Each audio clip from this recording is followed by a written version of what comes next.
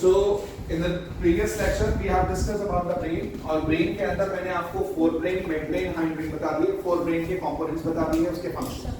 Forebrain के part बताए थे olfactory lobe, cerebrum and diencephalon.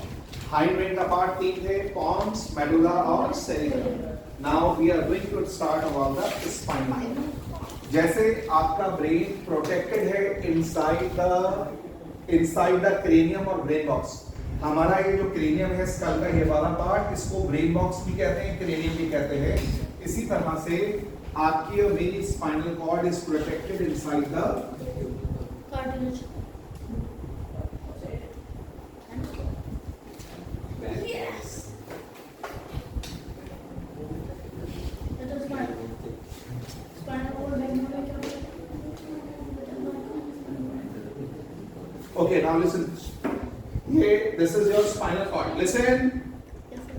This is the spinal cord. Sorry, this is the vertebral column. इसके अंदर होगी आपकी spinal cord. आपकी spinal cord protected है inside the vertebral column, जिसको backbone भी कहते हैं. आपके vertebral column में कितनी हड्डियां होती हैं, कितनी bones होती हैं? 22 pair of 12. No. Some pair of 6. हमारी बॉडी में ये वर्टिब्रल कॉलम के अंदर टोटल बोन्स बचपन में चाइल्डहुड में थी 33. अब ये फ्यूज होके 26 हो चुकी है. Pair of 30. The number of bones, vertebrae bones present in the vertebral column, currently we have 26.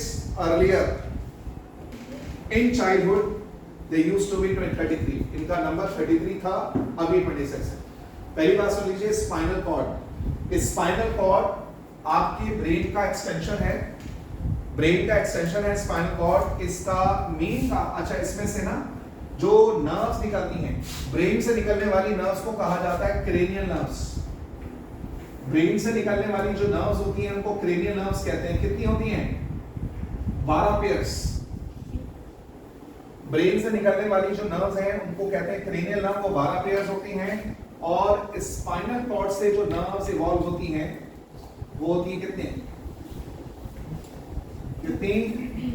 31 pairs. 31 pair nerves के आपकी स्पाइनल कॉर्ड से निकलते हैं. ये इनका मेन काम क्या है बच्चों?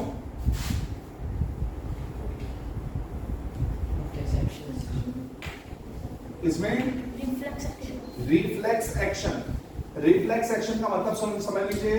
रिफ्लेक्स एक्शन का मतलब होता है जब आप इधर देखें, जब आप कोई फिजिकल या केमिकल स्टिमुलस देते हैं फौरन रिस्पॉन्ड करते हैं. इस फिजिकल और केमिकल स्टिमुलस देने पे जब आपकी बॉडी में क्विक रिस्पॉन्स आता है, इसका नाम क्या है? Reflex action. बच्चों एक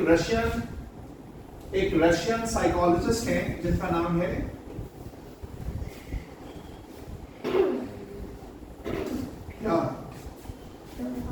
आइवन पावलोव.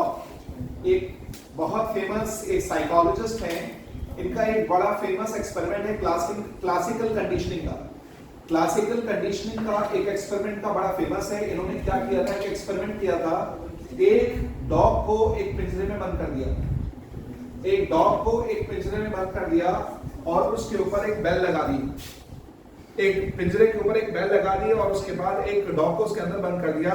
और रोजाना एक स्पेसिफिक टाइम इंटरवल पर एक पीस ऑफ फ्लैश खाना उसको सर्व किया जाता था और साथ में बेल बजा दिया करता. आई रिपीट, उस डॉग को पिंजरे में जो डॉग था उसको खाना दिया जाता था एक स्पेसिफिक टाइम पर, और जिस टाइम खाना दिया जाता था साथ में बेल बजा दिया था.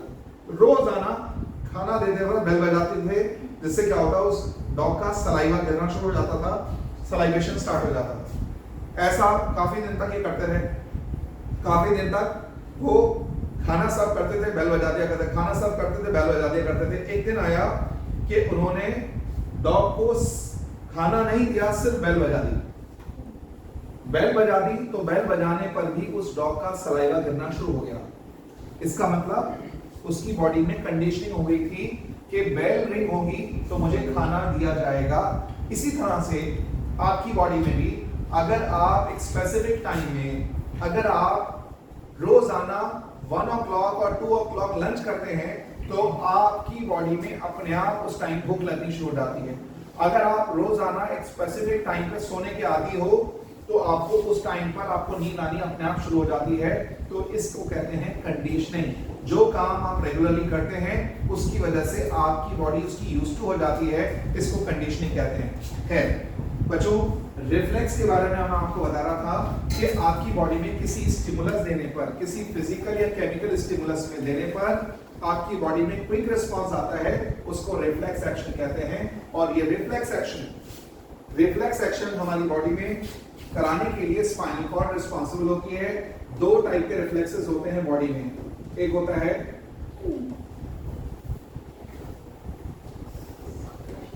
एक रिफ्लेक्स कौन सा होता है? एक होता है कंडीशनल, एक होता है अनकंडीशनल रिफ्लेक्स। दोनों में फर्क क्या है? कंडीशनल रिफ्लेक्स वो रिफ्लेक्सेस होते हैं जो आपके अंदर बाय बर्थ प्रेजेंट नहीं थे, आपने लाइफ टाइम में ग्रेजुअली सीखे हैं। वो रिफ्लेक्सेस जो आपके अंदर बाय बर्थ नहीं थे बट ग्रेजुअली हमारी बॉडी में लाइफ टाइम में हम आए हैं, वो रिफ्लेक्सेस कहलाते हैं कंडीशनल रिफ्लेक्स।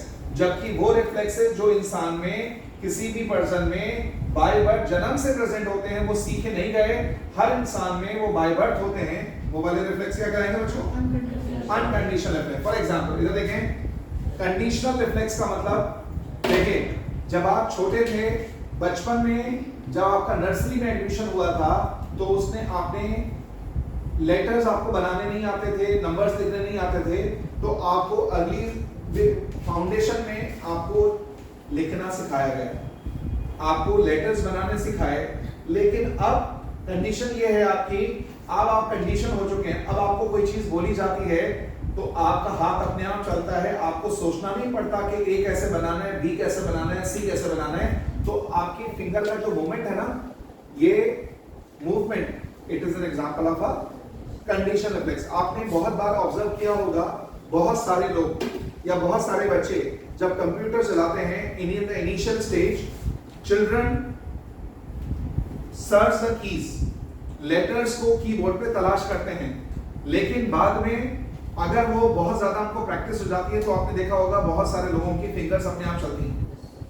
बहुत सारे टाइपिस्ट देखा होगा, बगैर देखे वो टाइप कर सकते हैं, बगैर कीबोर्ड को देखे उनकी फिंगर्स चलती हैं अपने आप। ये फिंगर का जो चलना है, it is an example of a conditional reflex.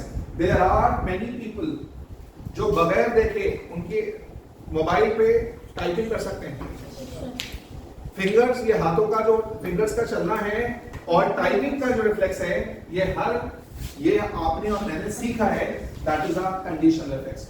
कोई भी रिफ्लेक्स जो आपके अंदर जन्म से नहीं था, जो आपने धीरे धीरे आपकी बॉडी में आया। अगर आपने स्विमिंग सीखी तो स्विमिंग सीखने के बाद आपकी बॉडी की मूवमेंट अपने आप होती है, आपको सोचना नहीं पड़ता कि अब मुझे कैसे मूव करना है, अब कैसे मूव करना है। ये कंडीशनल रिफ्लेक्स है। एक अगर आपको राइटिंग का रिफ्लेक्स है, वो कंडीशनल रिफ्लेक्स है। आपने अगर टाइपिंग सीखी है तो ये कंडीशनल रिफ्लेक्स है। आपने साइकिलिंग सीखी है तो ये कंडीशनल रिफ्लेक्स है। जी, वो भी कंडीशनल रिफ्लेक्स है। वॉकिंग जो है, it is a conditional reflex, ये आपने सीखा, ये भी कंडीशनल है। कंडीशनल रिफ्लेक्स जो रिफ्लेक्स बाय बर्थ होते हम लोग सीखते हैं। एक वो रिफ्लेक्सेस होते हैं जो जन्म से होते हैं, वो सीखे नहीं जाते। जैसे ह्यूमन का बेबी हो या एक और एनिमल का ऑफस्प्रिंग हो, काऊ का ऑफस्प्रिंग हो, आप देखते हैं वो बच्चा जब पैदा होता है, काऊ का हो या ह्यूमन का हो, आप देखते हैं जो न्यू ऑफस्प्रिंग जब जन्म लेता है, उस बच्चे को सिखाया नहीं जाता how to suck the milk from the mother's body. उस बच्चे को माँ की बॉडी से मिल्क को सक करना आता है।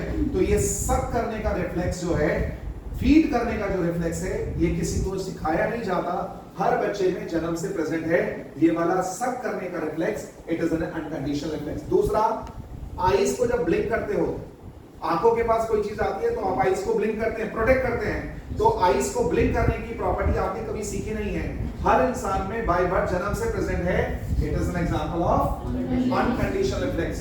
तो इसका मतलब जो रिफ्लेक्सेस आपके अंदर जन्म से हैं वो अनकंडीशनल हैं, और जो आपने लाइफ में सीखे हैं वो कंडीशनल रिफ्लेक्स हैं। चाहे कोई सा भी रिफ्लेक्सेस हो, अनकंडीशनल हो या कंडीशनल हो, all reflexes are controlled and regulated by spinal cord. अगर किसी गर्म चीज को आपने पकड़ा, छोड़ दिया, ये रिफ्लेक्स मैसेज जाके यहां से ब्रेन में नहीं जाता, वो आपकी स्पाइनल कॉर्ड से घूमकर यहां मैसेज आता है, आप रिस्पॉन्ड करते हैं। ये काम अगर ब्रेन कराता तो सबसे पहले आप कोई चीज टच करते, उसका मैसेज पहले यहां जाता स्पाइनल कॉर्ड में, फिर उसके बाद प्रोसेस होने के बाद इंफॉर्मेशन आपके सेंट्रल प्रोसेसिंग यूनिट में जाती, फिर प्रोसेस होकर यहां आता, फिर यहां आता, तो उसमें टाइम बहुत ज्यादा लग जाता, जिससे आपकी बॉडी पे नुकसान हो सकता था। इसलिए ये काम सारा का सारा स्पाइनल कॉर्ड के लेवल पर हो जाता है। समझ आ गई बात? बाकी अगली क्लास में इंशाल्लाह हम लोग रिफ्लेक्स एक्शन, रिफ्लेक्स आर का डायग्राम बनाएंगे, रिसेप्टर्स के बारे में, और उसके बाद control and coordination in plants we will discuss in the next.